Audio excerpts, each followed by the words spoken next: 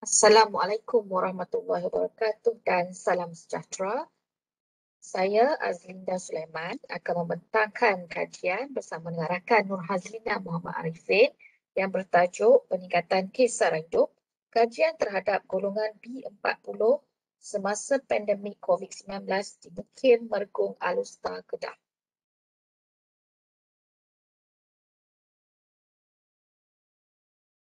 Pembentangan ini akan melibatkan pengenalan, penyataan masalah, objektif kajian, sorotan kajian, metodologi kajian, dapatan kajian, perbincangan dan kesimpulan. Baik, bagi pengenalan, pada awal tahun 2020, seluruh negara di dunia termasuk Malaysia telah mengalami krisis yang besar iaitu berlakunya penularan pandemik COVID-19. Kerajaan Malaysia mengambil tindakan segera dengan melaksanakan Perintah Kawalan Pergerakan PKP bagi mengekang penularan wabak COVID-19 dalam negara. Namun, berikutan PKP yang dilaksanakan ini dilihat memberikan tekanan sangat besar terhadap ekonomi, emosi, psikologi dan sosial di peringkat individu, keluarga, komuniti dan masyarakat secara keseluruhan. Perdana Menteri Malaysia dalam satu majlis amanat Perdana setahun Malaysia Prihatin menyatakan bahawa mereka yang sebelum ini berada dalam golongan berpendapatan tinggi T20 sebahagiannya menjadi kumpulan berpendapatan sederhana M40, manakala sebahagian kumpulan M40 pula menjadi kumpulan berpendapatan rendah P40. Seterusnya, mereka yang berada dalam kumpulan P40 pula akan menjadi bertambah miskin kerana kesan pengucupan ekonomi yang sedang dialami oleh negara. Ini memberikan gambaran tentang situasi ekonomi dan beban keuangan yang dialami oleh masyarakat. Perbincangan tentang isu kemiskinan, pendapatan isi rumah dan peningkatan kos sara hidup merupakan isu global dan banyak diberikan tumpuan kepada golongan B40. Ahli Lembaga Pemegang Amanah Institut Penyelidikan Ekonomi Malaysia MIER iaitu Dr. Muhammad Abdul Khalid menyatakan bahawa golongan terkesan yang pertama menerima kesan ekonomi susulan pandemik COVID-19 ialah golongan bekerja sendiri dan berpendapatan rendah seperti peniaga kecil, pelajar dan graduan. Terdapat golongan pekerja yang bekerja dengan syarikat swasta atau bekerja sendiri hilang punca pendapatan secara tiba-tiba. Ini bermakna kumpulan B40 secara tidak langsung dibebani dengan kos sara hidup yang kian meningkat berpunca daripada pandemik COVID-19 dan ini telah menambahkan lagi kegelisahan mereka akan isu-isu ekonomi seperti jaminan pekerjaan dan pembangunan pendidikan anak-anak mereka. Peningkatan kos sara hidup dalam keseluruhan perbelanjaan adalah disebabkan peningkatan kuantiti barangan yang dibeli ataupun perubahan kualiti barangan. Justru kesan terhadap kos sara hidup bukan sahaja berlaku di luar bandar, malah turut berlaku di dalam bandar walaupun mereka mempunyai pelbagai pekerjaan dan pendapatan.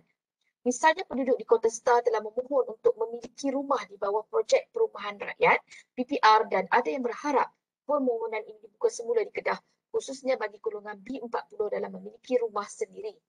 Keadaan ini telah memberikan satu gambaran di mana golongan B40 mengalami masalah kos sara hidup dalam memiliki rumah sendiri. Objektif kajian ini adalah untuk mengenal pasti kesan peningkatan kos sara hidup terhadap golongan B40 semasa pandemik COVID-19 di Mukim Mergung Alustar Kedah. Dan objektif kedua ialah mengenal pasti tindakan golongan B40 dalam mengatasi masalah peningkatan kos sara hidup semasa pandemik COVID-19 di Mukim Mergung Alustar Kedah. Dari segi sorotan kajian, menurut Dulizah, kos sara hidup adalah kos yang terpaksa ditanggung oleh isi rumah dalam memenuhi keperluan asas seperti makanan, pakaian dan tempat tinggal, termasuk keperluan-keperluan lain untuk keselesaan hidup, antaranya pendidikan, sambungan jalur lebar dan pengangkutan untuk keperluan harian. Jika pendapatan berada pada kadar yang lebih rendah berbanding dengan kos sara hidup, maka taraf hidup seseorang dikatakan merosot. Hasil kajian Muhammad Akmin Abdul Wahab dan rakan-rakan menunjukkan bahawa taraf kehidupan isi rumah didapati meningkat dengan lebih pantas melalui perbelanjaan dan pendapatan yang tinggi bagi sesetengah jenis perangan. Dapatan kajian ini menunjukkan bahawa corak perbelanjaan dan gaya hidup masyarakat telah menjadi punca kepada masalah kos sara hidup. Kajian Ahsan Ali Ghulam Hassan dan rakan-rakan menunjukkan bahawa kumpulan isi rumah yang berpendapatan bawah 3,000 memperuntukkan perbelanjaan yang lebih besar bagi barangan seperti makanan dan minuman serta perkhidmatan. Dapatan kajian Zarinah dan rakan-rakan menunjukkan responden mengalami tekanan emosi disebabkan ekonomi keluarga yang tidak stabil. Manakala kajian Rosniza Rajeswari pula menunjukkan bahawa kenaikan harga barang telah menjejaskan nilai pendapatan benar golongan B40 serta perubahan kuasa beli dan taraf hidup mereka. Kehidupan golongan ini juga turut terjejas dan mereka terpaksa beradaptasi seiring dengan kos hidup semasa. Kebanyakan responden telah bertindak untuk berjimat cermat dengan membeli barangan yang berkualiti rendah serta mengutamakan barangan yang penting.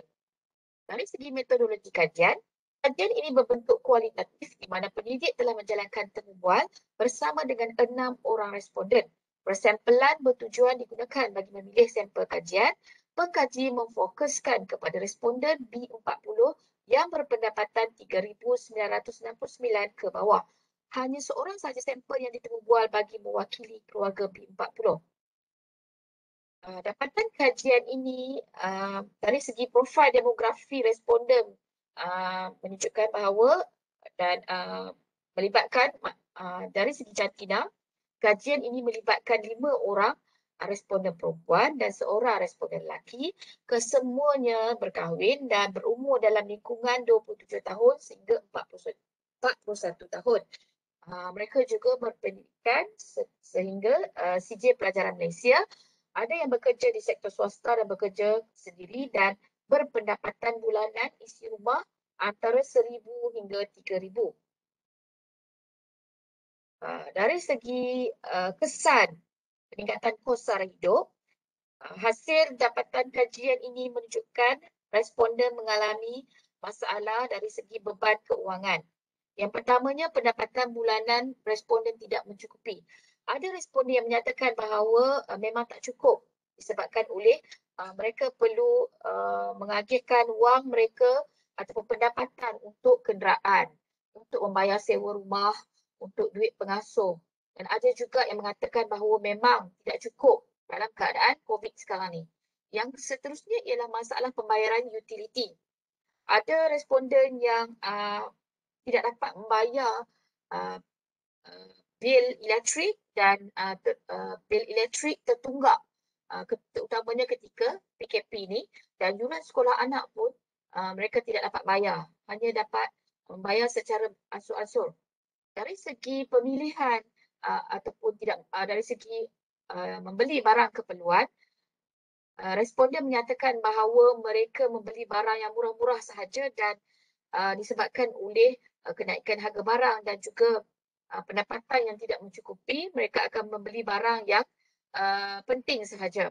Kemudian dari segi pemilihan perkhidmatan kesihatan, responden memilih mendapatkan perkhidmatan kesihatan di klinik satu Malaysia iaitu klinik kerajaan, dan sekiranya klinik yang berdekatan, mereka akan memilih klinik yang melibatkan pembayaran yang murah ataupun tidak melibatkan kos yang tinggi. Dari segi tindakan, apabila responden mengalami mengalami peningkatan dari segi kos sara hidup dan sebagainya, apa tindakan yang dilakukan oleh responden ialah mereka menguruskan keuangan dengan baik. Ada responden yang menyatakan bahawa mereka berjimat cermat, dan ada isteri yang ataupun ada responden dalam kajian ini yang menyatakan bahawa beliau akan membuat senarai dahulu barang-barang keperluan yang perlu dibeli. Mereka dan akan mengutamakan barang yang penting dahulu. Dan keduanya ialah mendapatkan sokongan sosial.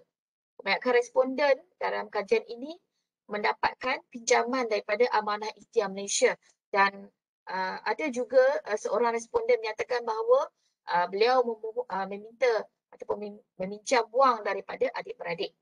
Tetapi seorang sahajalah yang meminta pinjaman daripada adik-beradik. Yang lainnya banyak menyatakan bahawa responden menyatakan bahawa mereka meminjam wang daripada Amanah Ikhtiar Malaysia. Okey, peningkatan kos sara hidup dalam tempoh PKP dan penularan COVID-19 memberikan kesan besar terhadap ekonomi golongan B40 di Mukim Mergong. Pendapatan yang diperolehi responden adalah dalam lingkungan 300 sehingga 3,000 sahaja dalam sebulan. Responden juga perlu memberikan penumpuan terhadap bayaran utiliti, sewa, yuran dan perbelanjaan seharian. Ini selari seperti dinyatakan dalam kajian Ahsan Ali Ghulam Hassan dan rakan-rakan, di mana kumpulan isi rumah yang berpendapatan bawah 3,000 memperuntukkan perbelanjaan yang lebih besar bagi barangan seperti makanan dan minuman dan perkhidmatan seperti perumahan, air, elektrik dan sebagainya. Bagi menangani masalah kos sara hidup ini, responden meminjam wang daripada Amanah Ikhtiar Malaysia AIM dan ahli keluarga terdekat. Namun dalam kajian Zarina Arsyad, kebanyakan responden mendapatkan bantuan kewangan daripada ahli keluarga. Jadi dalam kajian ini, mungkin dalam tempoh pandemik ini, golongan lain seperti golongan M40 juga terkesan dan menyebabkan responden tidak meminta bantuan daripada saudara mara yang lain. Kesimpulannya, kajian melibatkan kos sara hidup bagi golongan B40 masih signifikan untuk dilaksanakan memandangkan penularan wabak COVID-19 masih belum reda. Arahan dan pelaksanaan PKP, PKPB dan PKPD masih dilaksanakan. Intervensi dan polisi bagi mengurangkan kesan peningkatan kos sara hidup dalam golongan B40 perlu dilihat secara menyeluruh agar golongan ini dapat berbelanja dan memenuhi keperluan asas. Bantuan-bantuan sewajarnya perlu diwujudkan bagi meringankan beban keluarga yang berpendapatan rendah. Sekian, terima kasih.